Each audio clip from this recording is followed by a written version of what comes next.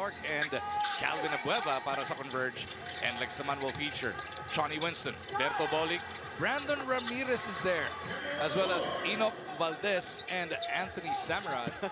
Si Hatfield gumanon, di ba, nakahiga? Yes. But going back to NLEX, first, of course, is you have to identify what your weaknesses are and try to work on that one. Baltazar Arana sa fast break attack. Arana now with a total of 6 points. Winston, 3-ball, good. Mr. Smooth. This guy doesn't show panic. Garcia meets him at that 3-point line. Bolic ang didiscarte. Berto puts his head down all the way to the hole. Where's the defense?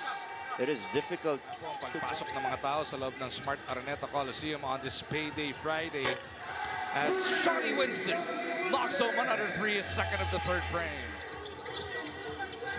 Clark backing up, turnaround Jay, good. That's a difficult shot, but it's nice, of course, if you have an import that you can go to. Tahio on the push. JB trying to go 94 feet. Di mo bra. Kanya pa rin yung cleanup. Just knowing, again, effort basket once again for Bahio. Clark against Bahio. Pull-up jumper na naman.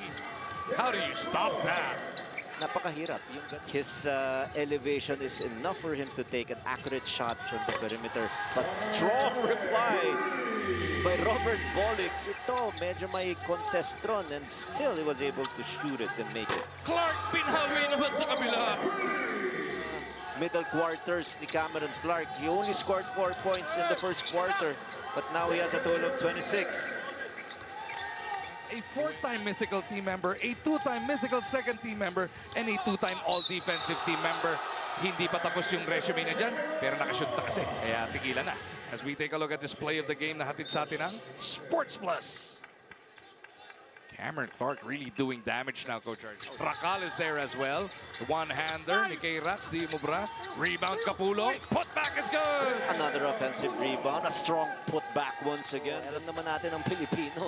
Parating mahilig kumilatis ng mga bagong import dyan. And speaking of kilatisin ng bagong import, pangalawang laro pa lamang. Tapos yung trust level ng kanyang mga local teammates, kitang-kita na binibigyan siya ng pasa parati. May personal pride na rin ba yan? Na baka sinabihan, huy, walang import ng kalaban. Capulong, thought about the three. Slow-mo's his way to the spin. Hand time move! Or ika nga ni Bo Belga, ham time. Now he has a total of 5 points. Tapos ang NLEX, lamang pa rin ng 3 puntos samantala offensive rebound. This guy needs to play better. In the first 2 quarters, so hindi niya makuha yung kanyang rhythm. Look at him, because of his height, his length, his ability to anticipate and get offensive. Mamayang gabi pa lang simula ng round 1. Okay. Mamayang alas 11 ng gabi hanggang bukas na umaga na yan. Dahil siyempre Cincinnati time. Kaya sa linggo pa maglalaro si Alex. Na round 2 na siya, nakabay sa round 1. 72 all as we approach the final 2 minutes of the third. Gonzalez hangs in the air. Jimmy, okay lang. Samantala, look at this speed of LJ and this hang time of Converge. Alas over to Racal. They go to LJ. 3-ball. Bang! 5-0 personal run para kay Gonzalez. This is Yung Mexicanong cartoon character yun, di ba? Si Speedy Gonzalez. Pwede. Bakit nga ba? Pwede naman yun. May trash talk eh, no? Very powerful yung microphone. Ayun. Sabi sa inyo. Correct. 1 at 9 points. Bounces to Arana. Fakes the pass to Concepcion. Arana in trouble. 3 guys around him. Ball taken away by Semerad.